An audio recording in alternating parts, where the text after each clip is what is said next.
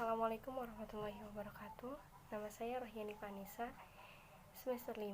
Di sini saya akan mempresentasikan mengenai administrasi keuangan dalam sekolah. Untuk pertama, mari kita ketahui dulu apa pengertian dari administrasi keuangan sekolah.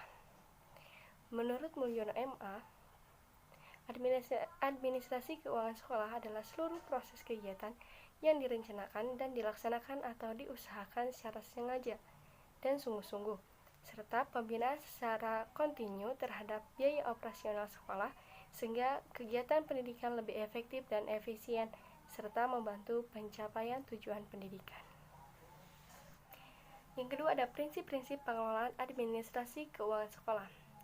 Pengelolaan keuangan sekolah harus memperhatikan prinsip-prinsip sebagaimana tertuang dalam Undang-Undang Nomor 20 Tahun 2003 Pasal 48. Menyatakan bahwa pengelolaan dana pendidikan berdasarkan pada prinsip keadilan, efisiensi, transparansi, dan akuntabilitas publik. Dasar hukum administrasi keuangan. Menurut Syarifuddin, dasar hukum yang dipakai dalam pengelolaan keuangan meliputi dua hal, yaitu dasar hukum mengelola keuangan negara, yang di dalamnya ada Undang-Undang Dasar 1945, khususnya pasal 23. Yang kedua, UU PPI atau ICW STBL 1925 nomor 448 Jo nomor 9 tahun 1969. Yang ketiga, RAB atau Peraturan Administrasi STBL 1993 nomor 381. Yang keduanya yaitu Dasar Hukum Keuangan Daerah, yang di dalamnya ada Undang-Undang Dasar 1945 khususnya pasal 18, yang kedua Undang-Undang Nomor 5 Tahun 1974 tentang pokok-pokok pemerintahan di daerah, yang ketiga Undang-Undang yang mengatur perimbangan keuangan. Selanjutnya yaitu sumber biaya pendidikan. Sumber biaya pendidikan meliputi biaya-biaya investasi dan biaya operasi. Biaya investasi ialah biaya yang penyelenggaraan pendidikan yang sifatnya lebih permanen dan lama dan dapat dimanfaatkan dalam jangka waktu relatif lama, lebih dari 1 tahun. Sedangkan biaya operasi adalah biaya yang diperlukan sekolah untuk menunjang proses pendidikan. Biaya operasi terdiri dari biaya personalia dan biaya non-personalia. Biaya personalia mencakup gaji dan tunjangan yang melekat pada gaji, dan biaya non-personalia antara lain adalah biaya untuk alat tulis sekolah.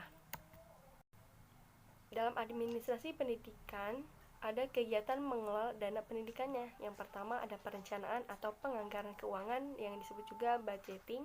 Yang kedua tahap pelaksanaan atau accounting. Dan yang ketiga ada tahap penilaian atau auditing. Lalu ada juga rencana anggaran pendapatan belanja sekolah atau madrasah yang disebut juga RAPBS. Adalah anggaran terpadu antara penerimaan dan penggunaan dana serta pengelolaannya dalam memenuhi seluruh kebutuhan sekolah selama 1 tahun pelajaran berjalan. Adapun secara rinci, RAPBS berfungsi untuk pedoman pengumpulan dana dan pengeluarannya, menggali dana secara kreatif dan maksimal, menggunakan dana secara jujur dan terbuka. Yang selanjutnya, mengembangkan dana secara produktif, mempertanggungjawabkan dana secara objektif. Administrasi tata laksana. Tata laksana pendidikan sering disebut dengan istilah administrasi tata usaha, yaitu segenap proses kegiatan pengelolaan surat menyurat yang dimulai dari menghimpun atau menerima, mencatat, mengelola, mengadakan, mengirim, dan menyimpan semua bahan keterangan yang diperlukan oleh organisasi. Dengan pengertian ini, maka tata laksana atau tata usaha bukan hanya meliputi surat-surat saja, tetapi semua bahan keterangan atau informasi yang berbuyut warkat.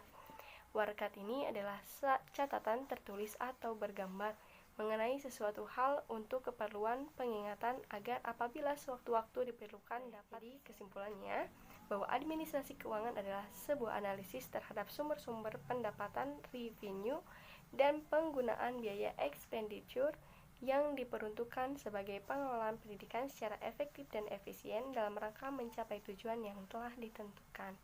Cukup sekian presentasi dari saya. Assalamualaikum warahmatullahi wabarakatuh.